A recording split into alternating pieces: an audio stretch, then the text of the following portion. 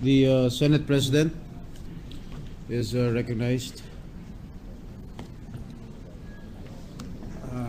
Maraming salamat po sa inyong talumpati at napakaganda.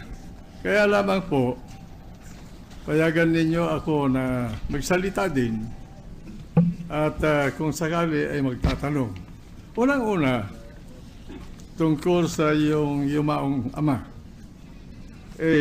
Ang masasabi ko lang, nandito po, hanggang ngayon, hindi niyo nababayaran na utang niya na ginastos niya sa opisina namin na itinayo ko para meron siyang pagkain sa pamilya niya. 37 million po. Hanggang ngayon ay hindi namin sinisingil.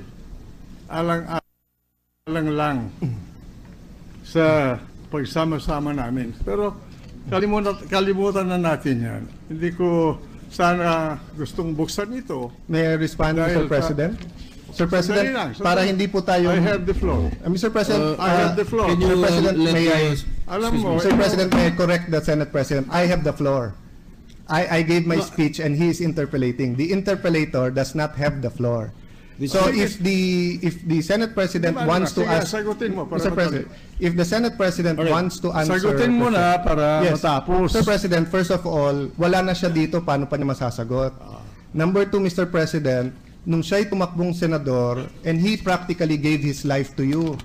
Nung panahon ni President Cory po, at kayo'y nakulong, siya ang katabi nyo. Nung pong EDSA Revolution, siya po ang katabi nyo. Nung kayo po'y payaman ng payaman, siya po naman ay nagtiis din sa law office at nagpalaki. In fact, Mr. President, di ba bawal kayo mag-practice? Pero tinayo niya yung PECA bar.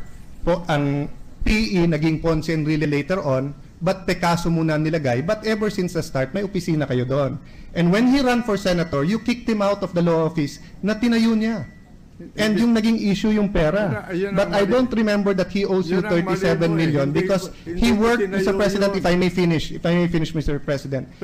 My father worked for every single centavo that he, and it's unfair for you to bring that up. Kung sabihin ko sa iyo ngayon na tatay mo ang may utang sa amin, di ba? Paano naman nila mapapaliwanag? Wala naman sila dito. Ito ang record ng opisina namin Well, kung may record kayo, di pakita nyo, singilin nyo kami. Pinapakita ko sa iyo. Pero pinapakita ko rin sa iyo, Mr. President, Halika. na may utang na loob din naman kayo, pero never ko naman siningil, di ba? Anong utang na loob ko sa inyo? Hindi ho ba na pinagsilbihan kayo ng maganda? Ano ba yung bahay Yung ninyo? bahay po namin, inutang po sa bangko at nabayaran po yan. Yung mga kahoy, saan Yan po galing? ba issue?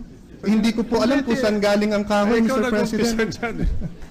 Ikaw nag-umpisa niya. Mr. President, hindi ako nag-umpisa. Every time po, Mr. President, na isa tayong issue, ano sagot nyo? Ang sagot nyo, Mr. President, oh my God, ang issue, sasabihin nyo sa akin, hindi ka pa pinapanganak, iho, nagpa-practice na ako. Mr. President, Excuse me.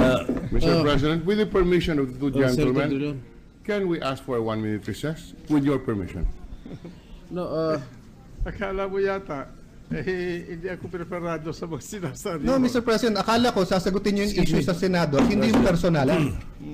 Majority Leader. Ikaw nag-umpisa. Mr. President, I move Hindi to po ako suspend the nag-umpisa, session. Mr. President. Kayo po nag-umpisa, tinatapos ko lang po. All right, with the permission of the body to ease the tension. Now may I request that I answer the question of the budget. I will not go down to the gutter. Because this gentleman is You already lying. did, Mr. President. You already went to the gutter. Your chief of staff have already gone to the gutter. This is irrelevant to our discussions here, and you're bringing up things where a person who's already dead cannot answer. There is a pending motion to just suspend the session for a minute. Is there an objection? There being none, session suspended for a minute. Now, let me Anong suspended?